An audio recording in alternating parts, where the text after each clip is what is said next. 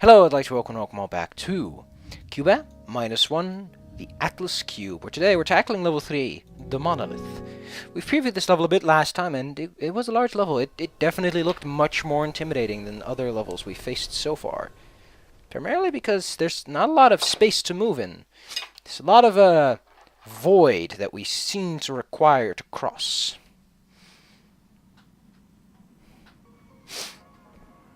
So we start here, another frozen portal, as said the theme of World 2 is lots of cold, lots of stalactites of ice. Look at that.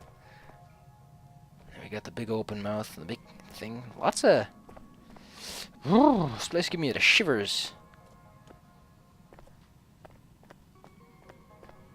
Oh. So often when you find a power cube receptacle, it'll often have this colored, and that basically tells you what it's powering. So it's not nothing too important to remember, but it's something to keep in the back of your head when you're busy.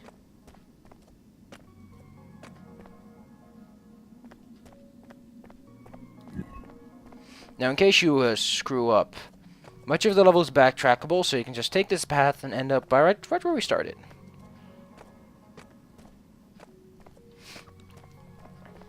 Now, we don't really have any place to go other than here, so let's plop it down and jump on. Now, you might say, I want to go over there. No, you don't want to right now. That is a backtrack path, by the way, that takes you all the way back in case you got stuck in the island, because we're not supposed to go there just yet. We need some power cubes first.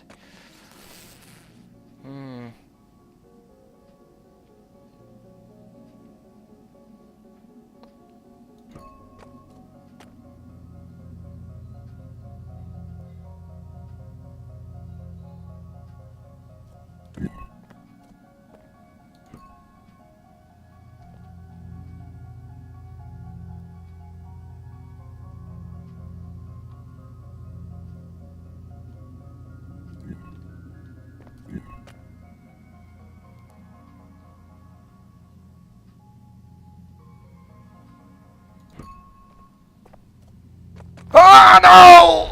There's no checkpoint!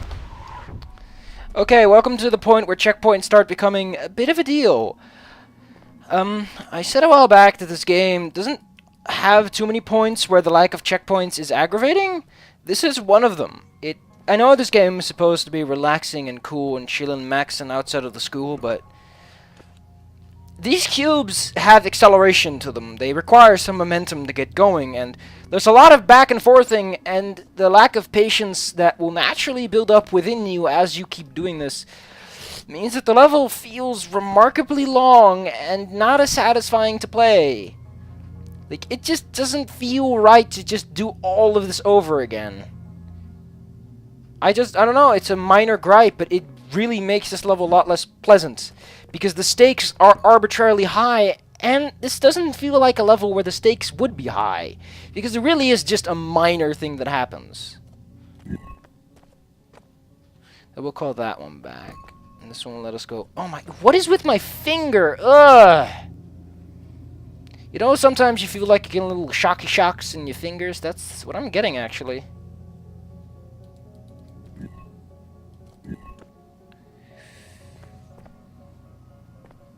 What is going on with my finger?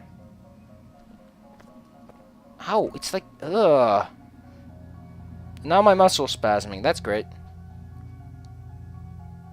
I was actually shocked, so it may just be muscle memory causing this, because a long while ago, I had a different laptop, and it didn't actually have a nice proper keyboard like this. It was a lot of like buttons, and there was actually components sticking out, so I was actually being shocked in the process of using my keyboard. It's not as hilarious as it sounds, actually. It really isn't. Can I pick up that cube? Come on, can I, please? No, I can't. Great, now I have to go back.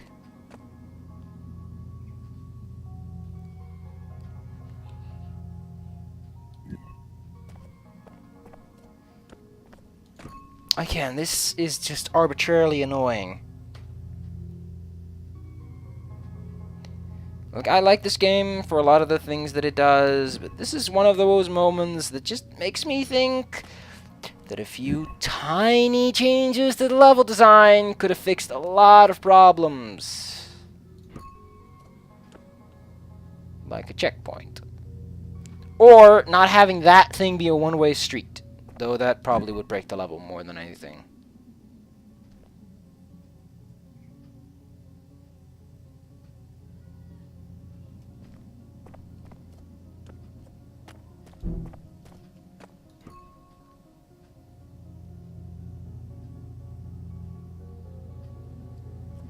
Like the way that you know it's not actual shocks, you just put your finger down. You're like, yeah, there's no lightning conducting or electricity. So a common trick in this game is to pull bricks through doors. Note that the door can and will very much crush you. But for the most part, it's an interesting enough mechanic that gets used a couple of times. So here you learn that yes, you can pull blocks through doors, and it is a mechanic you will use. And it is sometimes used specifically to give you a one-way street. I don't think there's ever a moment where something is hidden under an elevator in the way that you think that it could be hidden under the elevator. I don't think this game does that at all, so you can focus on just progressing through the levels as you would.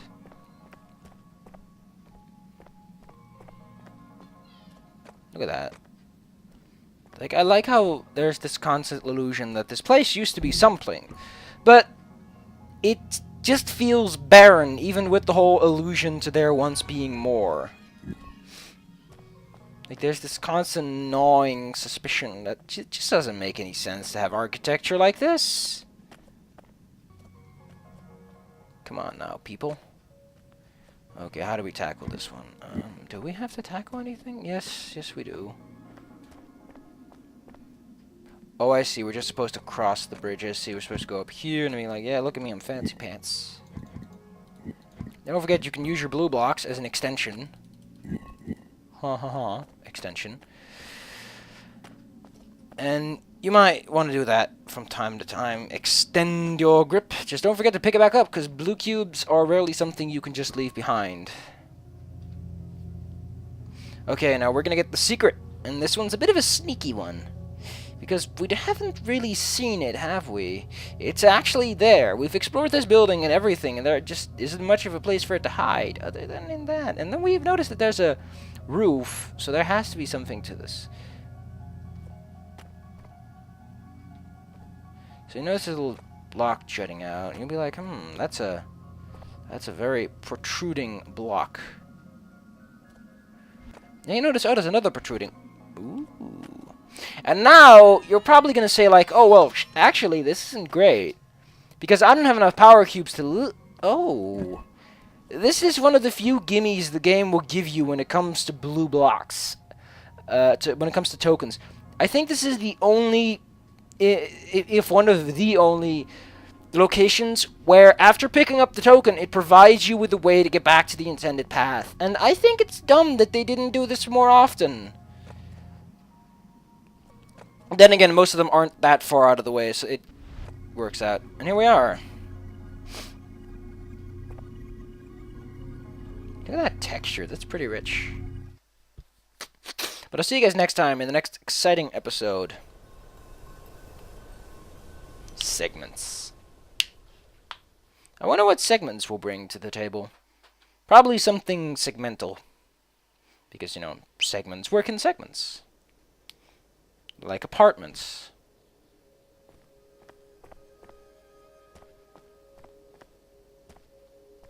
So now we're introduced formally to these icy glass blocks.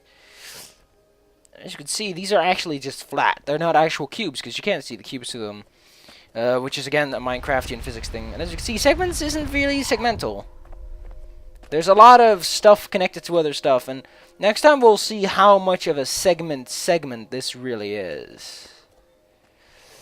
If I remember properly, then the token is there. You can actually see it really early on in the level, so you know where to go. And we'll find out how to get there next time. Hope you all enjoy the video, and see you then.